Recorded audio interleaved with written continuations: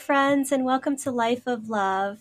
I'm super excited to bring you a special guest today. Her name is Alison Bladh. She's a registered nutritional therapist who specializes in helping women manage negative symptoms of menopause. Her tagline is reignite your inner sparkle and get back your life. My goodness, Alison, I'm so excited to hear your message today. Welcome. Oh, thank you, Julie. It's lovely to be here talking to you. Thank you for having me on your podcast. Yes, of course, of course. And you're coming from Sweden, which is very exciting. I love you're in the afternoon and I'm in the morning, and we just get to connect through all these miles. And I just love that the world has brought us together this way. So exciting. Yeah, it's such a small world, isn't it now? It's wonderful. You can talk to people all over the world so easily. So, no, it's wonderful. It's a gift, yes.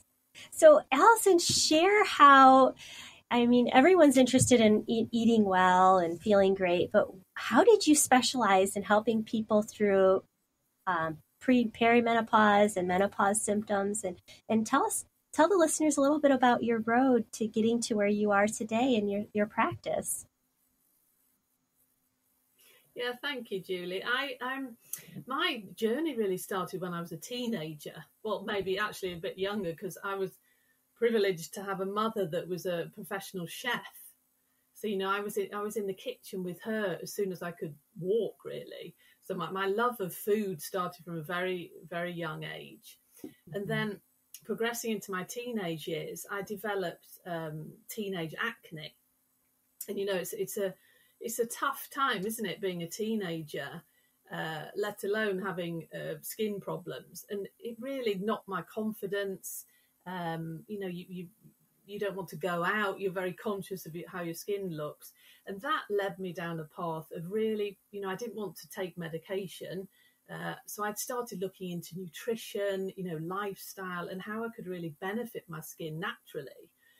And then I became extremely interested in hormones because puberty, hormones, acne, it's all related. And then actually my career journey started as an esthetician, specifically working with women that had hormonal skin problems. And that led me into the group of women that were perimenopausal, menopausal and postmenopausal, because, there's so many things that happen in the body during that time period, and one of them is skin changes. But what happened was, very soon into my career as an esthetician, I realized that you can work on the outside, but you also have to work on the inside, with nutrition, with lifestyle and mindset as well. And that's when I went back to university and studied nutritional science, specifically specialising in women's health, hormonal health, menopausal health. And ever since then, I've been working worldwide with women, really supporting them and helping them through this quite, it can be a very difficult time for women in many different ways. And it is an area that needs to be spoken about more. So I'm really made it my mission to be out there and talk about the menopause and give women in the world the support that they need through this time period. Oh, it's so important, and that's such a gift. I know that a lot of women, that time is when your children might be leaving the house, or, it's a transition, and having these challenges, and they're invisible, really. Like you can't say, oh, my estrogen's low, it's just symptom based, right? So a lot of times women will, they'll go to the doctor and the doctor will be like, oh, you're depressed, or, they'll put some like psychological label on it, but really it's a physiological from what you're saying. And so it's really, then you feel more misunderstood. And like you said, you can resort to drugs or antibiotics. Sometimes the answer is just all around you in nature. And I love that you take it, food is thy medicine, and that intention. We can go so many different directions, but what are some main symptoms that, yes, you're going through this, you're not going crazy, you're experiencing some hormone disruptions? What are the red flags? Yeah, there's so many. I mean, every woman's experience of perimenopause, menopause, and postmenopause is very individual. Some women just glide through this transition, really don't experience any difficulties, and some women really, really suffer. You know, they have loads of different symptoms. The most common symptom that we all tend to have heard of or have experienced if we're in that life stage is the hot flashes. You know, that sudden feeling of warmth all over the body, you know, which in at night when we're asleep can cause night sweats. You've got weight gain around the middle area. That's quite common as well. You know, you can have skin changes. You can suddenly become very sensitive to certain things, or, you know, your skin becomes itchy. And then you've got the psychological side of it, which is brain fog. I think that's something nearly all the clients that I have and I talk to suffer from brain fog. And I know myself, I'm in perimenopause, and all of a sudden you just can't remember what you want to say, or, you know, you go into a room to collect something or do something, and you stand there and you think, why am I here? So it's brain fog, lack of concentration. You know, women do suffer from depression during this time period as well, and you become more anxious, and, you know, you really start questioning yourself about your life and what have I achieved, what have I done. I think everything comes to a head at this time in a woman's life. There's so many things going on, and then on top of that, you've got these perimenopausal symptoms, you know, creeping in there. And the stages of menopause, you know, perimenopause is the first stage, which on average starts around the age of 45, but it can start earlier, it can start later. And this is when your hormones really start going on this roller coaster ride. Your estrogen can be quite high and your progesterone can be low. And what happens is, you know, with anxiety and irritation and mood swings, you know, progesterone is like the very caring best friend that would say to you, you know, you need to calm down, stop doing that, stop getting irritated. But what happens is progesterone becomes quite low, and dominant, like the diva estrogen, is quite high. So it doesn't have that soothing effect. So that's one of the reasons why you feel so irritated all the time and you know, moody.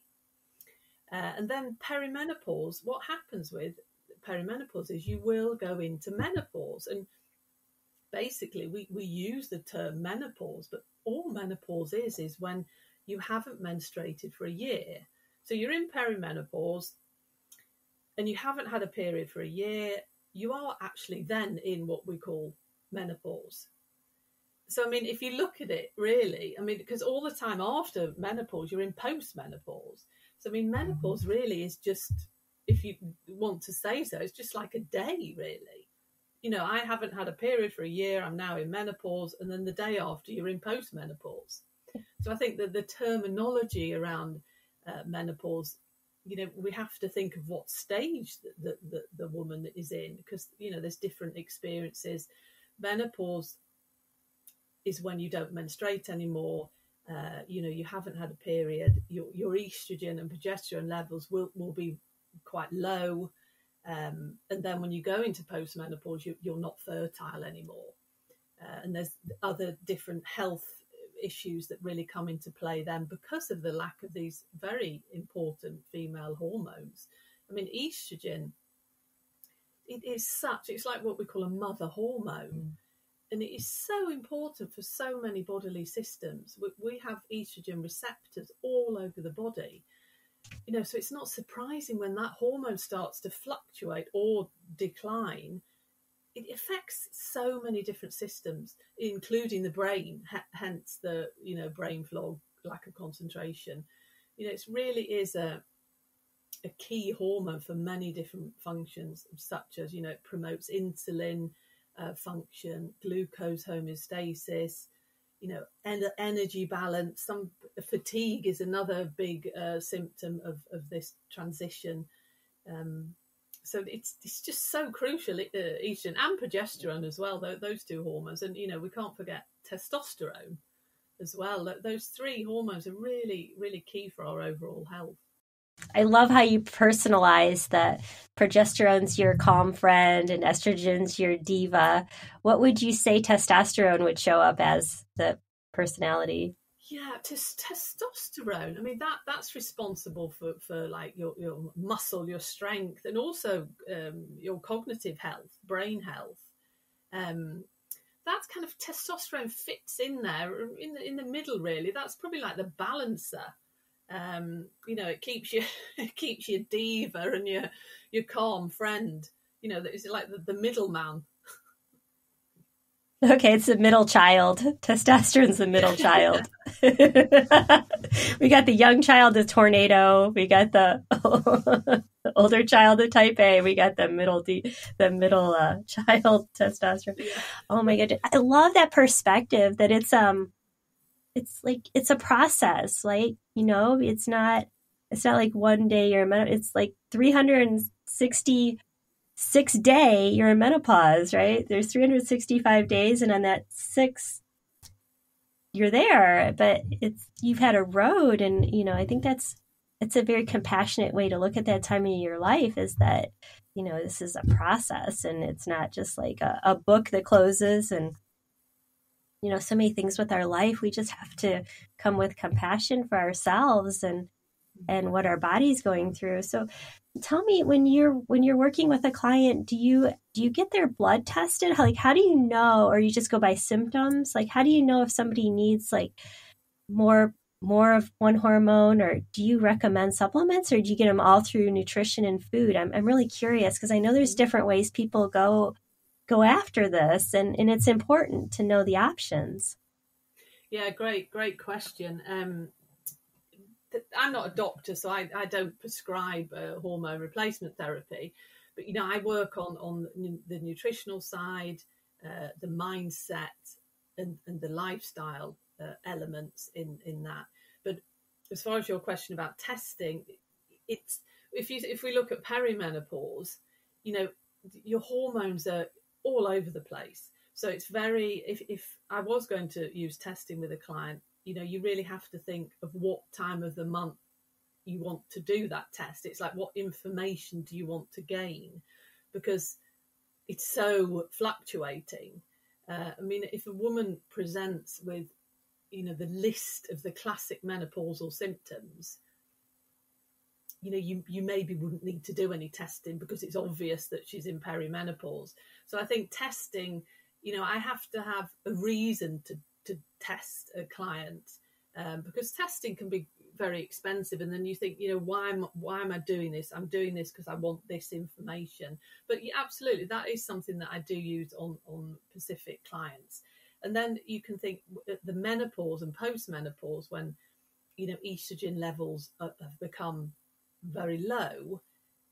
If someone isn't menstruating anymore, then the likelihood that they are in menopause, if they're at that menopausal age, is very high. So again, testing isn't necessarily always beneficial, because that anyway, what the results are going to look like. However, when someone is on hormone replacement therapy, I mean, this is something a doctor would do, but I know that they do testing because they're taking hormones, and they want to see how the hormone replacement therapy is working. If that dose is enough for the person. So there's many different areas that you can test. And when we're looking at nutrition, and I work very individually with clients. There's so many other things that come into play. It isn't just all about the hormones. It's the effects of those hormones on the bodily systems. If for example, a client has problems with digestion or gut health, then you could do stool testing. There's many different sorts of functional testing, what they're called. I work with a functional medicine model, is where you look at a client, you look at the whole person. You really get to the root causes of why this is happening. And then nutrition. So my pieces are nutrition, lifestyle, and mindset. And then in that puzzle, you have got hormone replacement therapy. But really, to feel your best at this transitional period, you really need to work on all of those aspects. I always say to people, get all the information in front of you, and then you decide what is best for you. Talk with your healthcare provider and get the information on hormone replacement therapy. It's maybe not something that you want to take, or you maybe can't because of medicational issues, but at least you've got all the information there in front of you, because it is extremely individual of how people want to go down this journey. Nutrition cannot replace estrogen. That doesn't. There isn't anything that you can do nutritionally wise to replace these hormones. But however, you can really work with the bodily systems to get them in the best condition. Working with all the different pathways, with good nutrition, maybe supplementation, to make you feel great. And it's also, mindset is a big thing on how you approach this time in your life, and really trying to have a more positive outlook. And then lifestyle, how you live your life, movement, what you do and how much you drink, and all those things, because they're really the key things that you need to do to feel your best during this time period. Yeah, it's treating yourself as a sacred being, right? You need sleep, you need exercise, you need all these things. And I love how you said that, because it's so individual. So I mean, maximizing your nutrition, it helps your skin, it helps your digestion. Like, there's so many great things that food can provide, but you have to consciously say, this is what I'm doing. You have to have that intention that you're gonna provide for yourself for the highest good that your body can give you. And then you might look at supplement, or like some kind of hormone replacement after you've exhausted your body's innate natural way to heal. Because we've been going through, women, we've gone through this, and I think we all want to have our best life, and that you don't want to be complacent and be miserable. You're looking for answers. So anyone who's out here, there's answers, and there's resources. Yeah. So I love that you take that path. Yeah, it's totally. I mean, if you feed your body with the correct nutrition, nourishing foods that nurture your body, your body will thrive. It's unfortunately, we live in an environment, or the food environment. There's many different ways you could look at it, but the food environment that we live in, unfortunately, at the moment is quite toxic. And you really have to intentionally think, I'm not going to eat those sort of foods. I'm going to eat real food because I want to nurture my body. You have to make that effort. Mm-hmm. I know. I struggled with acne, and I, even as a, young mother, I was like, well, at some point I've got to stop getting breakouts. And I had to do an elimination diet, and I figured out chicken would make me get a huge neck acne, like every time I ate chicken, whatever it was with chicken, and then cheese, like any kind of dairy, that was setting me off. And I tell you what, my skin got so much better when I just respected that my body, even though I like the way it tastes, I just can't do it. And it was empowering to know I didn't need to take these strong antibiotics, and that I didn't need to spend all this money on expensive acne medicine that made my skin red and irritated. Like it's like you can eat for your skin, and it's such a gift. And I do want to emphasize that any kind of emotion or any kind of feeling you have, you can, how do I want to say this? I'm going to start over. I've tracked my emotions on this app, and I'll be like, today I was overly sensitive. I know I was overly sensitive. I was reactive. I was irritated. Like I track my emotions, and I notice that at certain times of my cycle, I'm more reactive. Like but it's not that the thing that I reacted was something irrational. I reacted more intensely during certain times of the month. And so I realized that, and this is just my personal experience, that my feelings and my reactions are valid, but at certain times of the month, I have to know that I need to temper my reactions to the people around me, because I could seem like I'm overreacting to them, but my feelings are still valid. Like I felt that feeling for a reason, right? And I've even looked ahead in my calendar and said, okay, guys, you need to be very calm around me right now, because I'm going, the next 3 days are my days where I might react more strongly, but my feelings are still valid and I'm not crazy. And so I think, knowing your own patterns of how, like you said, your cycle and how your hormones are different at different times. And I've even noticed during the moon cycles, like I started looking at the moon when I was feeling crazy, and it's all related to the stars and the moon too. So we're just so sensitive, and it's a gift. It's such a gift to feel that strongly about something and to be that connected to the world around you. But you have to realize it's a gift, and you're not a victim to it. You're part of it. Yeah, totally agree with what you said there, Julie. And it's, we've lost that connection with nature, haven't we? We are animals. We are actually part of nature. It feels that nature is there, and then there's like the human race, whereas we are part of nature. And I love what you said about the moon, because I totally agree with you. It's such a powerful force, and you can really feel through the different cycles of the moon how it affects you. Thank you for sharing that, because it is, and I totally agree with you. We're animals. We are here. We are just as susceptible to anything as a cat.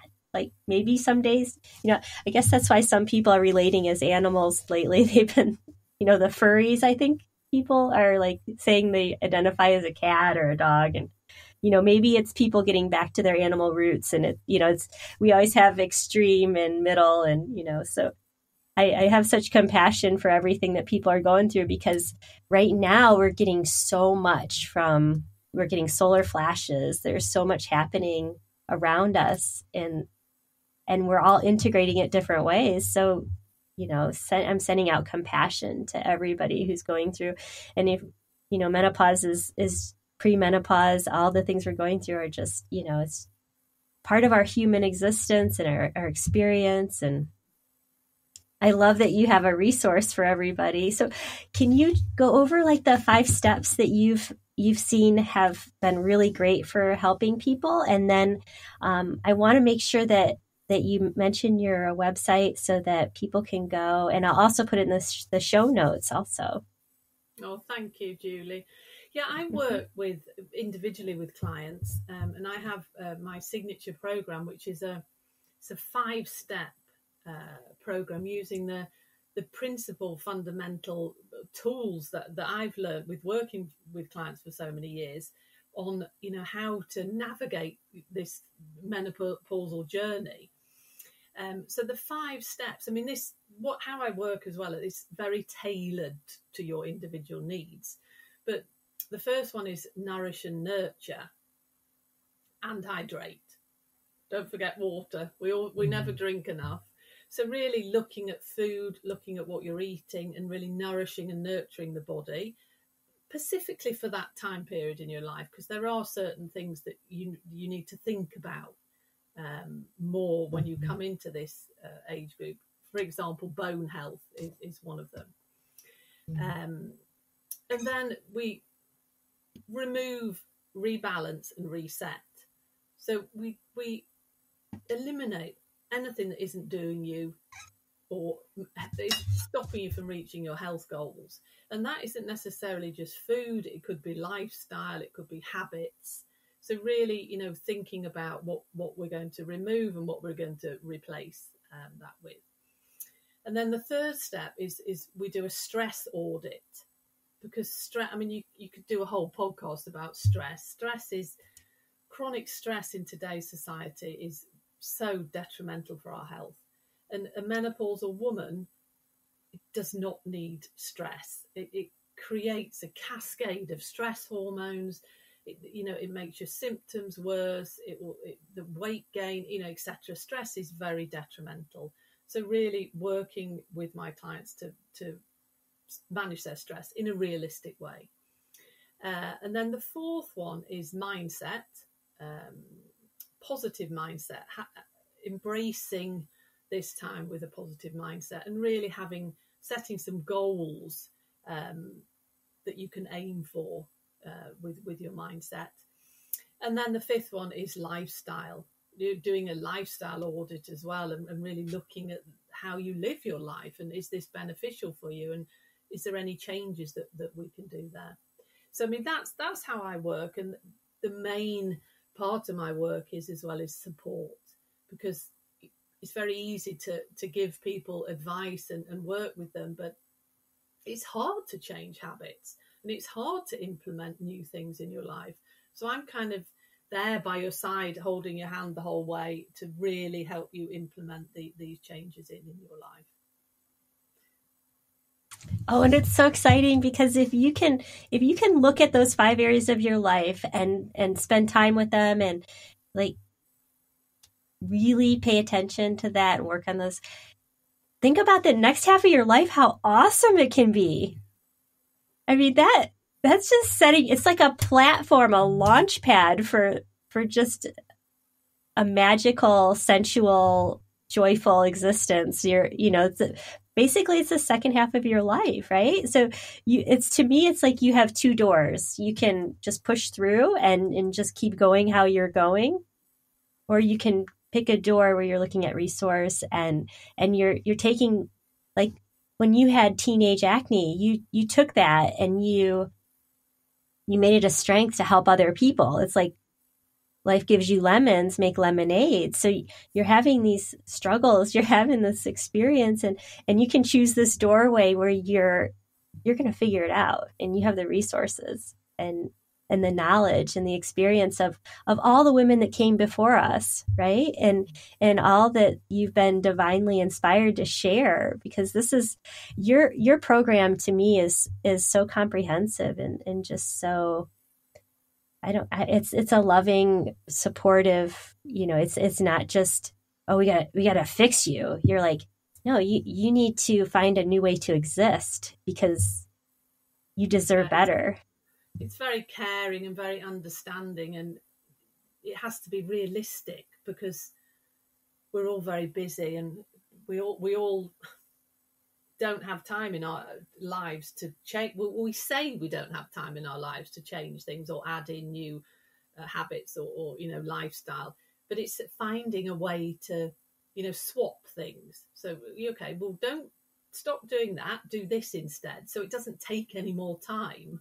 It's just really having habits that are beneficial for your health rather than ones that aren't. Right, like looking at the diet sodas and the ingredients. It's easy to pop a can of soda, but if you can refill your water bottle, that's a simple, and you're saving calories and toxins in your body. You're right. There's just so many little things, and it's not selfish, because everyone around you gets to live a better lifestyle, because most women are nurturing and taking care of a family, or there's people around them that will benefit from these changes. It's not just you, because you're gonna change the way you interact, and it's like it's a service to everyone around you, because you're going to be a healthier, more aware person going through these questioning and looking those 5 areas. I just adore that. And I love that there's hope, right? You don't have to stay in the quagmire and the confusion and the brain fog. Like, there's a way out. Yeah, absolutely. There is. No woman should be suffering. Menopause is a totally natural process. It's not a disease, but suffering isn't. So you really don't have to suffering. There's many support channels out there that you can get the help that you need. Great. And I'll encourage people to go to your website. It's not just informative, but your website, it's just, when I went to it, it's just artistic, it's calming, I love how you put it together. It's pleasing to the eye. I really encourage people to check that out and look at what you have to offer. And was there anything you wanted to close with? I mean, I really appreciate everything you shared. I feel like we got to a lot of really informative and supportive things for people. Oh, thank you, Jude. No, you've said that my website, there's lots of information on there, AlisonBladh.com, that's BLADH. On the website, there's a resources page where you can download, there's many free ebooks that gives you ideas of how to eat, the recipes and meal plans for specific areas, if it's skin health or hair health, or you need more energy. So feel free, if any of your listeners want to go there. And I'm on all social media, so if anyone wants to check me out there, you just look for Alison Bladh, you'll find me. All right. Well, thanks again. I really do appreciate your time, and I look forward to sharing more and more messages from you, because I feel like there's a lot of other things, like even like you said, we could just talk about stress. So maybe we can reconnect in another time too. So I want to just continue this conversation, because I feel like the angels always say don't settle. And this is just another area where we can have a more joyful, magical life and don't settle. Yeah, I'd love to come back and have another discussion with you. Like you say, there's so many different areas that you can talk about the menopause transition. So yeah, I'd love to. Okay. Well, thank you. Take care. We'll see you soon. Thanks for joining us today. I hope you enjoyed the episode. As always, you can go to my website and make any comments, suggestions, just share anything that's on your heart about any of the episodes. If you visit www.youneedapeptalk.com, you can find every episode and feel free to share. Your subscription to my podcast really matters, so if you can subscribe, share, go to Apple and rate my podcast, that really helps my listenership and gets my message out to as many people as possible. So I do appreciate that. And as always, enjoy each day, as each moment is a chance to create the life of your dreams. Take care.